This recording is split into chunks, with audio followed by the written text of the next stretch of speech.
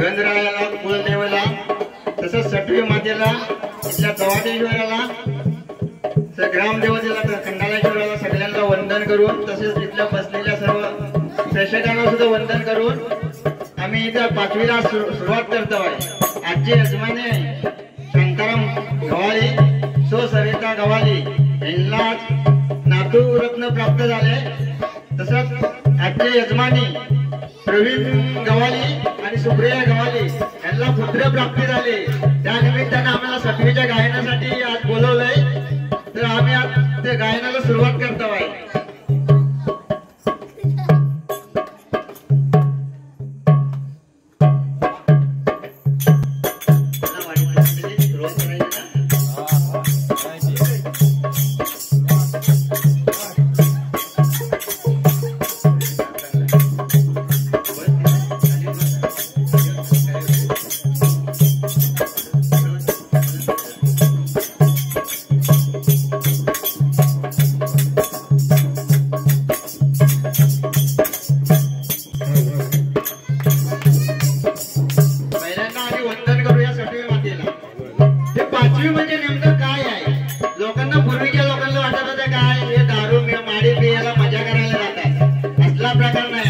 सटवीच्या इथे गायन करायचं का रात्री 12 ते 1 वाजेपर्यंत 12:30 तर सटवी होणाऱ्या बालकांचा जे विधिलिखा असते ती 12 वाजता सटवी लिहायला येते।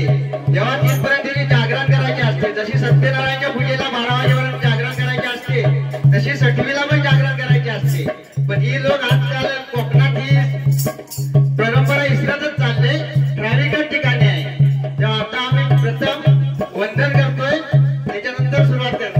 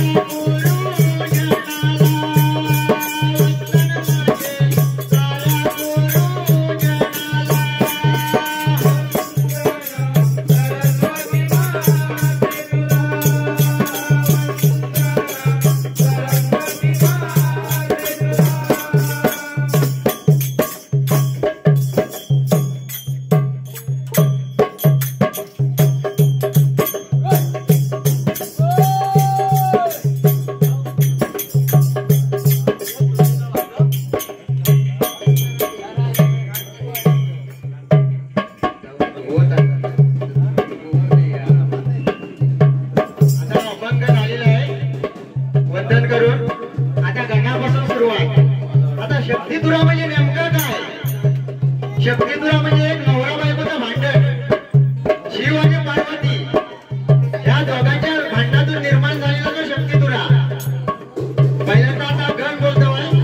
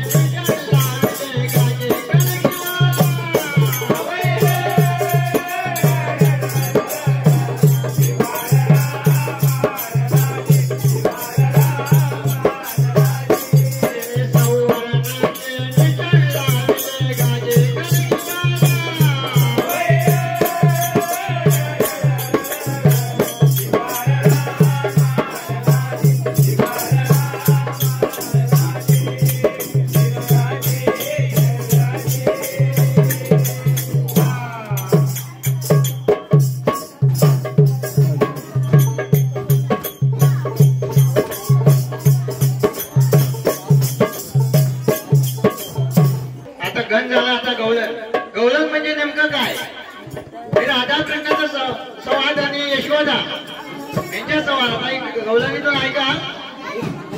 राधा यशोदा माईला काय सांगतात आहे?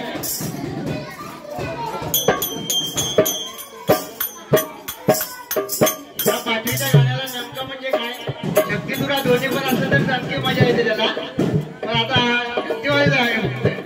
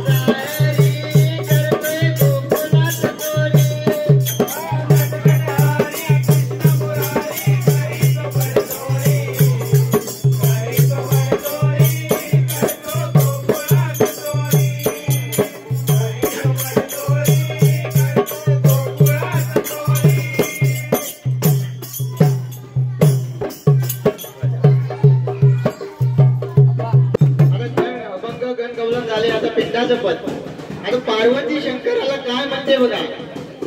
पण आता पब्लिक आला ऐकणाऱ्याला एकच तर्फे ऐकायला भेटेल. इथे तुरेवाले असतात तर त्याचा पुढचा उघड झाली असती त्या पिंडाच्या पताची. तर पार्वती शंकराला काय म्हणते बघा. आणि गर्भधारणा होण्याची सिस्टम म्हणजे काय. फक्त मासिक पाळी आल्यापासून मासिक पाळी येईपर्यंत फक्त 9 दिवसच आहे गर्भधारणाचे. त्याच्यापैकी 6 दिवस मुलग्यांचे आणि 3 दिवस मुलीचे. पण आजच्या युगात काय मुलींची संख्या जास्त वाढली. त्याला आपणच मानव दोषी आहे. आता पार्वती शंकराला काय म्हणते बघा.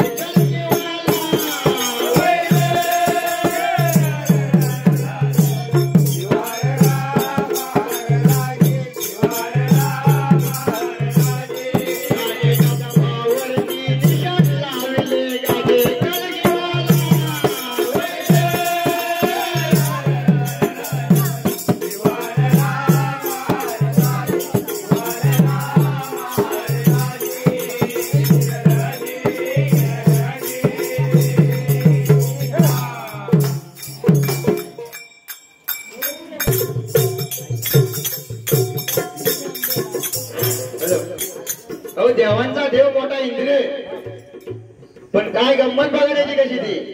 देवांचा देव असून या पृथ्वीवर त्याचं मंदिर नाही कुठे. या कारण आहे. काय कारण आहे माहितीये काय?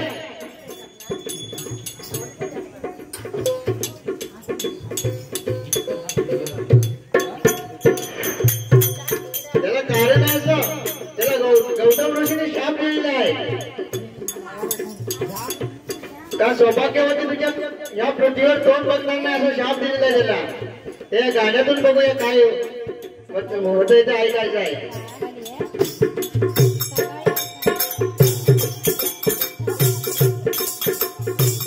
आधी बोल माये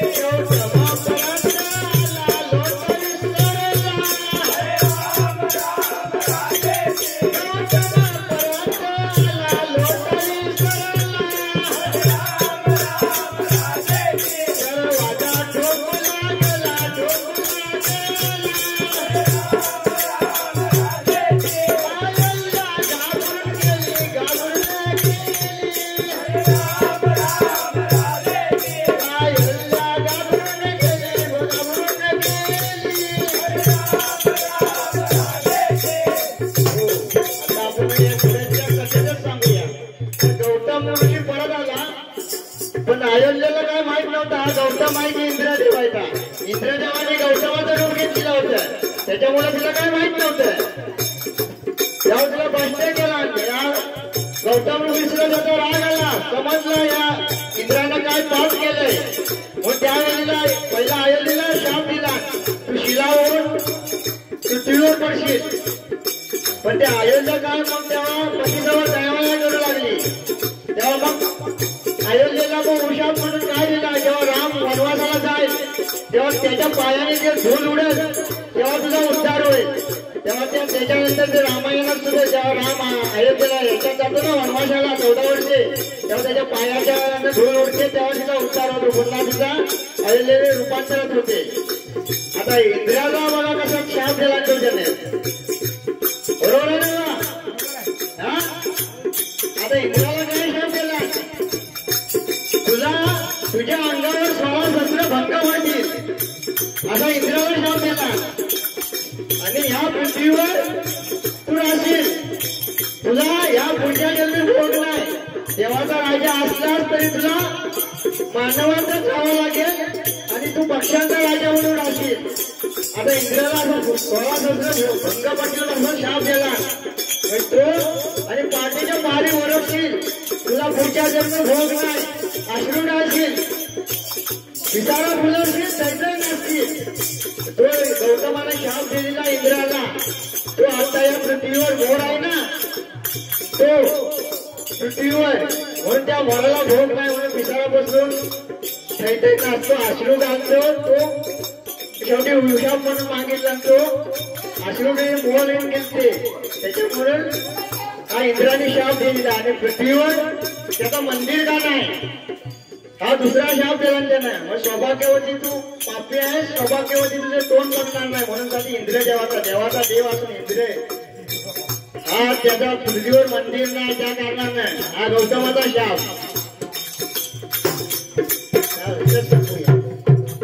एकच मोठी कविता केली तर त्याच्या मजा नाही येणार. आपण दुसऱ्या कविता घेऊ.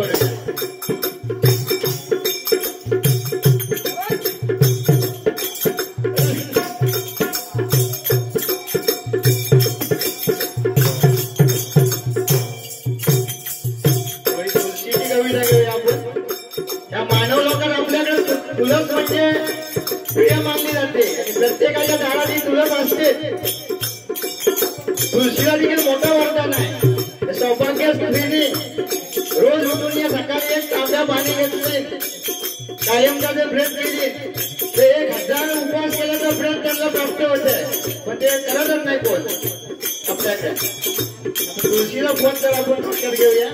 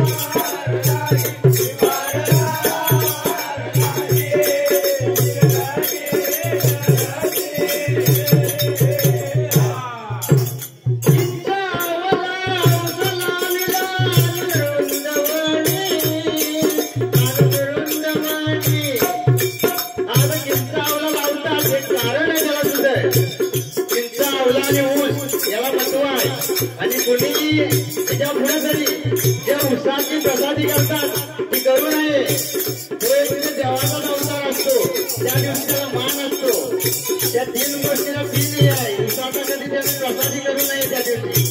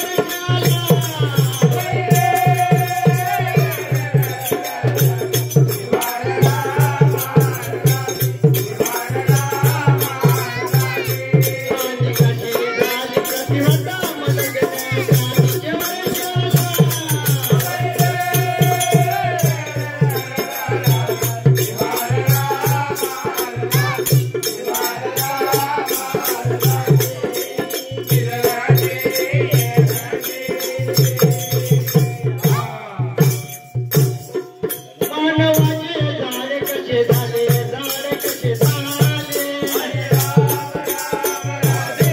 मानवाचे झाड कसे झाले झाड कसे झाले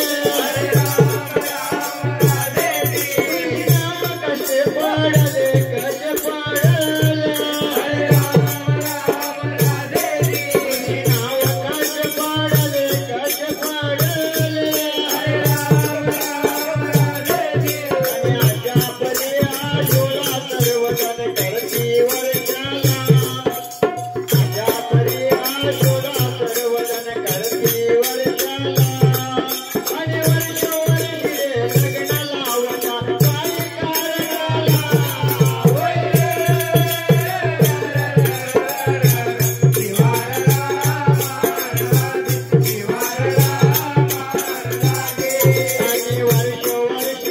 लग्न लावता काही कारणाला गावी मांडली पूजा तुळशीच्या केळी गावी मांडली पूजा तुळशीच्या केळी कवण ग्रंथाची मती ऐकत सोडी कवण ग्रंथाची मती ऐकत सोडी हरिया बाऊचे कवण सुराचे सुनकारीचा जीवन आणि नको बोलू सत्य शब्द तोच करेल जीवन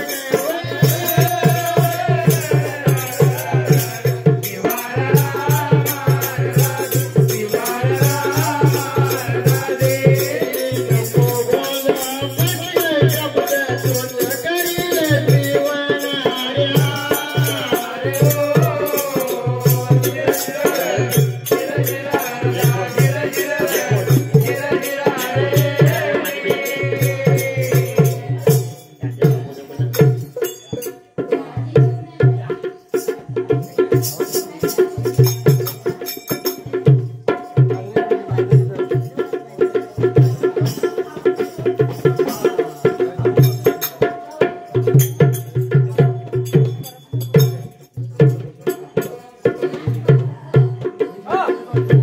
आजी मुलं माये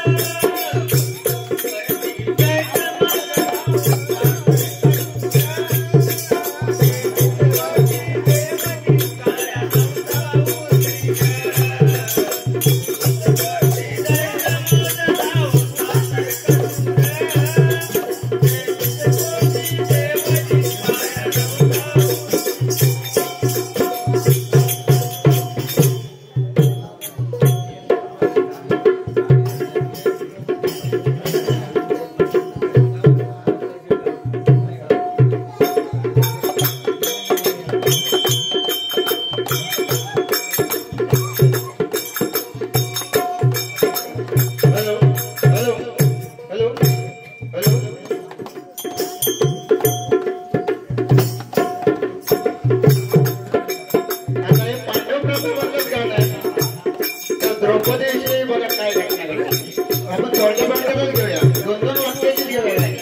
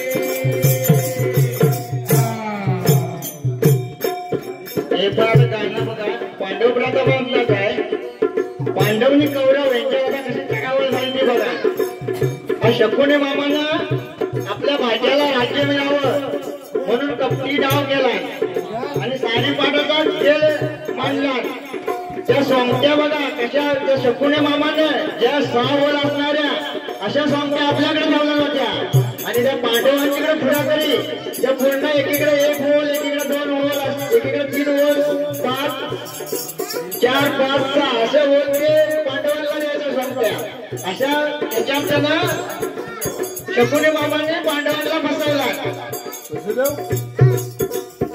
सोंगट्याचा डाव पांडव जिंकले